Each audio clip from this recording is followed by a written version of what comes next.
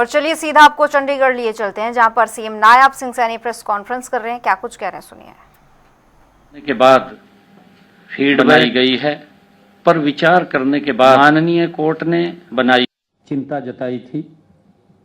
इसी के अनुसार स्टेक होल्डर्स के फीडबैक को शामिल करते हुए इन चिंताओं को दूर करने के लिए पॉलिसी फ्रेमवर्क की पूरी तरह से समीक्षा की गई है। नई नीतियों के तहत ट्रांसफर के लिए कर्मचारियों की रैंकिंग एक नए 120 पॉइंट वाले कंपोजिट स्कोरिंग फ्रेमवर्क से तय की जाएगी। उम्र को दिए जाने वाले वेटेज को 75% से घटाकर 25% कर दिया है। प्रोफेशनल अनुभव और सर्विस की निरंतरता को मान्यता देने के लिए कैडर में अनुभव का एक नया पैरामीटर जोड़ा गया है, जिसका वेटेज 25% है। इसके अलावा स्पेशल फैक्टर्स, जो खास परिस्थितियों में के लिए वेटेज को 25% से बढ़ा करके 50% किया गया है। साथ ही गंभीर बीमारियों की लिस्ट में मुस्कुलर डिस्ट्रॉफी, बेसेट रोग और खास अंग प्रत्यारोपण जैसे पैनक्रियाज, बोन मैरो ट्रांसप्लांट को भी इसमें शामिल किया गया है। नीतियों में एक जरूरी प्रावधान भी जोड़ा गया है, जिसके तहत रिटायरमेंट से 1 साल पहले किसी भी कर्मचारी या शिक्षक का ट्रांसफर उनकी लिखित सहमति के बिना नहीं किया जाएगा। कपल केस कैटेगरी के तहत मिलने वाले मेरिट पॉइंट्स को 5 से बढ़ाकर 10 कर दिया गया है। मंत्रिमंडल ने मानव संसाधन विभाग को MOTP 2026 के तहत पहले जरूरी निर्देश जारी करने की मंजूरी दी गई है। ये निर्देश खास तौर पर नेशनल कैटेगरी और उन कैडर के लिए होंगे जहां करंट ड्यूटी चार्ज की व्यवस्था लागू है। नई नीति निष्पक्ष, पारदर्शी और टेक्नोलॉजी पर आधारित ट्रांसफर सिस्टम के प्रति राज्य सरकार की ये प्रतिबद्धता को दर्शाती है। साथ ही प्रशासनिक दक्षता और कर्मचारियों के कल्याण को भी ये सुनिश्चित करती है। इसी प्रकार हमने जो दूसरा विषय था, दयालु स्कीम्स के तहत सरकार ने अंत्योदय की भावना के साथ कार्य करते हुए 1,80,000 रुपये तक वार्षिक आय वाले परिवारों को परिवार के सदस्य की मृत्यु अथवा दिव्यांगता की स्थिति में दीनदयाल उपाध्याय अंत्योदय परिवार सुरक्षा योजना दयालु वन के तहत वित्तीय सहायता प्रदान कर रही है। आमजन की सुविधा और जरूरतों को ध्यान में रखते हुए मंत्रिमंडल ने दयालु वन योजना में महत्वपूर्ण संशोधनों को मंजूरी दी है, जिससे पात्र परिवारों को सहायता प्राप्त करने में और अधिक आसानी होगी। पहले योजना के तहत क्लेम प्रस्तुत करने की समय सीमा 3 महीने थी, जिसे बढ़ा करके 6 महीने कर दिया है, ताकि किसी भी जरूरतमंद परिवार को केवल तकनीकी कारणों से सहायता से वंचित न रहना पड़े। साथ ही आज तक दायर क्लेमों के लिए छूट की अवधि को भी 3 महीने से बढ़ाकर मृत्यु अर्थात दिव्यांगता की तिथि से 6 महीने तक किया गया है। पात्र लाभार्थियों को राहत प्रदान करने के उद्देश्य से क्लेमों के निपटान संबंधी प्रावधानों को सरल बनाया गया है। 6 महीने से अधिक 7 महीने तक देरी के लिए हरियाणा परिवार सुरक्षा न्यास के मुख्य कार्यकारी अधिकारी को अधिकृत किया गया है और इसी प्रकार 7 महीने से अधिक और 9 महीने तक देरी के लिए वित्त विभाग के अतिरिक्त मुख्य सचिव को निर्णय लेने के लिए अधिकृत किया गया है और इसी कड़ी में 9 महीने से अधिक 12 महीने तक की देरी के लिए मामला वित्त मंत्री के पास आएगा, क्योंकि पहले 3 महीने था, इसको 6 महीने किया। 6 महीने के बाद भी इसको फेसिस के अंदर 1 साल तक उसको परमिशन लेकर के अप्लाई कर सकता है। और इसी कड़ी में हमने ई बसेस और ट्रक्स बैठक में एनसीआर प्लानिंग बोर्ड की सहायता योजना के तहत राज्य के एनसीआर जिलों में BS4 या उससे पुराने मानकों वाले पुराने ट्रकों और बसों को बदलने पर मोटर वाहन कर में छूट के प्रस्ताव को भी आज मंजूरी दी है।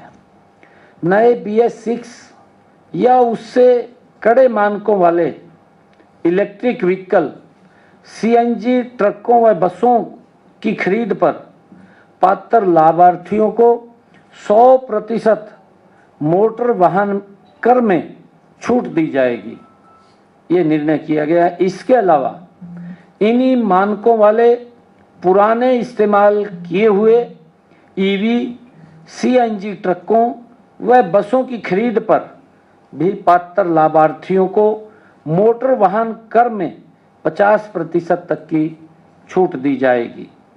दोनों ही मामलों में मोटर वाहन कर में छूट 10 साल की अवधि के लिए मान्य होगी। साथ ही योजना के तहत यहां खरीदे गए नए वाहनों के रजिस्ट्रेशन पर रजिस्ट्रेशन फीस भी माफ की जाएगी। एक हॉर्टिकल्चर विभाग की जो मंत्रिमंडल ने फैसला लिया है कि राज्य मंत्रिमंडल ने राज्य के बागवानी क्षेत्र में महत्वपूर्ण और दूरगामी सुधार की दिशा में कदम बढ़ाते हुए हरियाणा बागवानी नर्सरी नियम 2026 को भी मंजूरी दी है। इन नियमों के माध्यम से नर्सरी लाइसेंस जारी करने, रिन्यूअल तथा नई श्रेणी जोड़ने की प्रक्रिया को पूरी तरह व्यवस्थित, पारदर्शी और जवाबदेह बनाया गया है।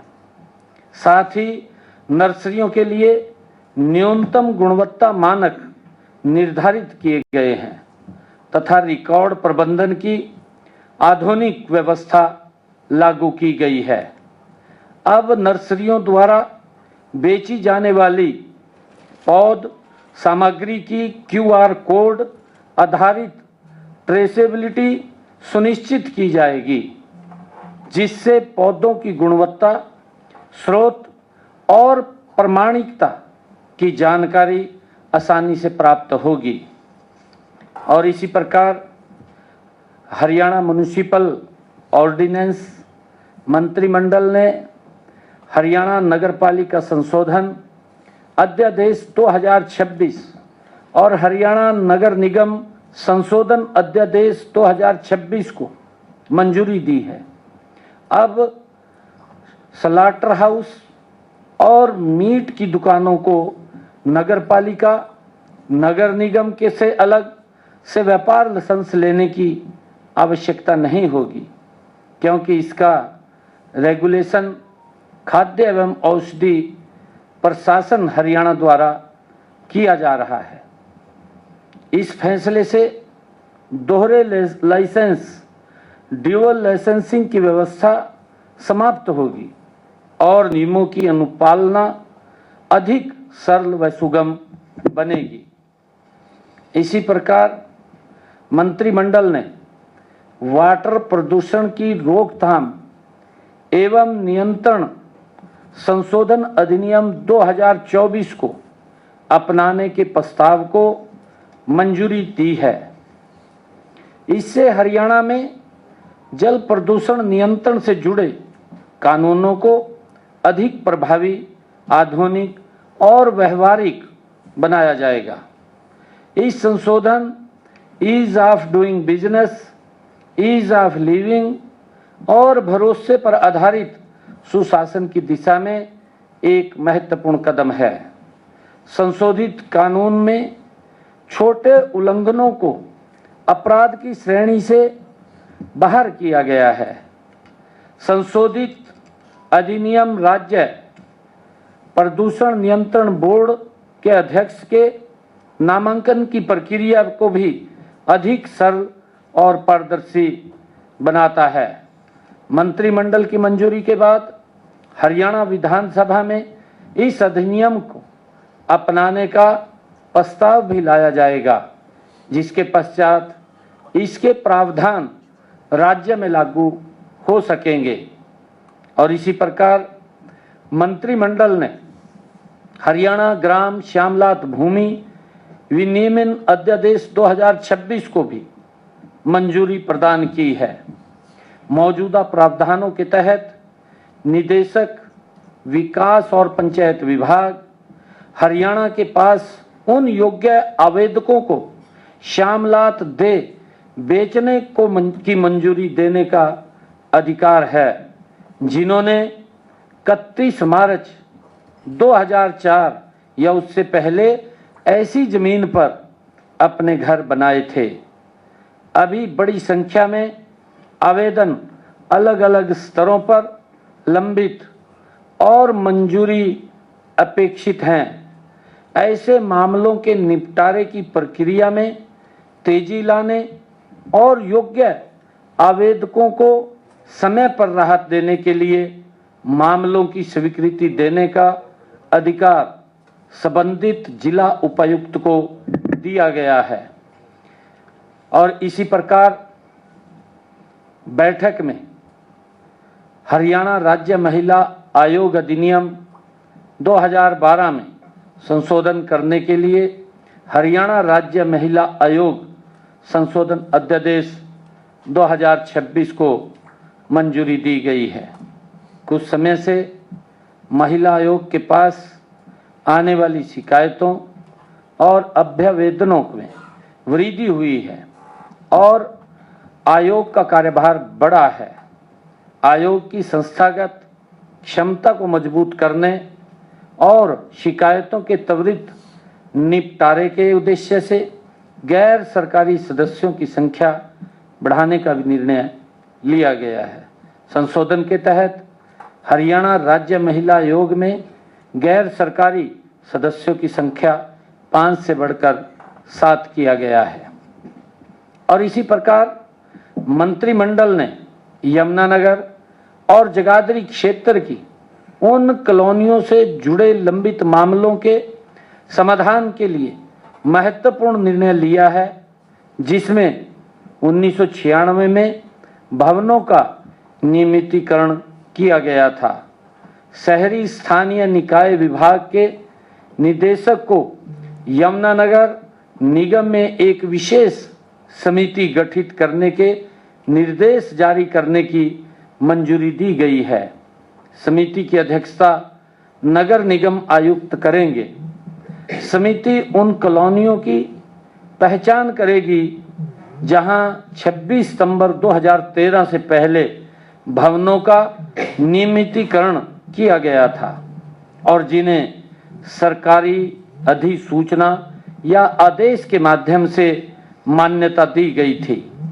विशेष रूप से उन कॉलोनियों को चिन्हित किया जाएगा जिनके खसरा नंबर और स्वीकृत लेआउट प्लान उपलब्ध नहीं है। समिति इन कॉलोनियों के लिए प्रस्ताव तैयार कर उनकी बाहरी सीमाएं निर्धारित करेगी। इस पहल से प्रॉपर्टी रिकॉर्ड को एनडीसी पोर्टल से जोड़ने में सुविधा होगी तथा क्षेत्र के सुनियोजित विकास का मार्ग प्रशस्त होगा। मंत्रिमंडल ने डेवलपमेंट चार्ज से संबंधित प्रावधानों को भी मंजूरी प्रदान की है। जिन संपत्ति मालिकों ने 1996 की अधिसूचना तिथि तथा भवन बना लिए थे लेकिन डेवलपमेंट चार्ज जमा नहीं किया था, उन्हें उस समय लागू दरों के अनुसार शुल्क जमा कराना होगा। जिन संपत्ति मालिकों ने पहले ही डेवलपमेंट चार्ज का भुगतान कर दिया है, उन्हें पोर्टल पर शुल्क में छूट प्राप्त करने के लिए भुगतान का प्रमाण प्रस्तुत करना होगा। और इसी प्रकार आज विधायक दल की बैठक और हमारे जो चुनाव प्रत्याशी लड़े हुए एक महत्वपूर्ण आज विषय पर अपनी मैं बात भी रखना चाहूँगा। इस पर आज हमने सभी विधायकों के साथ बैठक की है। यह बैठक देश के यशस्वी प्रधानमंत्री आदरणीय नरेंद्र मोदी जी के विकसित भारत 2047 के संकल्प को धरातल पर उतारने का रोड मैप तैयार करने के बारे में की गई है। माननीय प्रधानमंत्री जी के इस संकल्प के अनुरूप हमारा लक्ष्य समृद्ध, आत्मनिर्भर और विकसित हरियाणा का निर्माण करना है। आज हमने इसी दिशा में विकसित हरियाणा 2047 चिंतन का शुभारंभ किया है।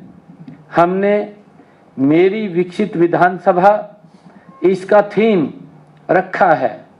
अब विकसित हरियाणा की शुरुआत हर विधानसभा क्षेत्र से होगी। मैं आपसे आज की बैठक के जो हमारे महत्वपूर्ण बिंदुओं पर चर्चा हुई है मैं साझा करना चाहूँगा।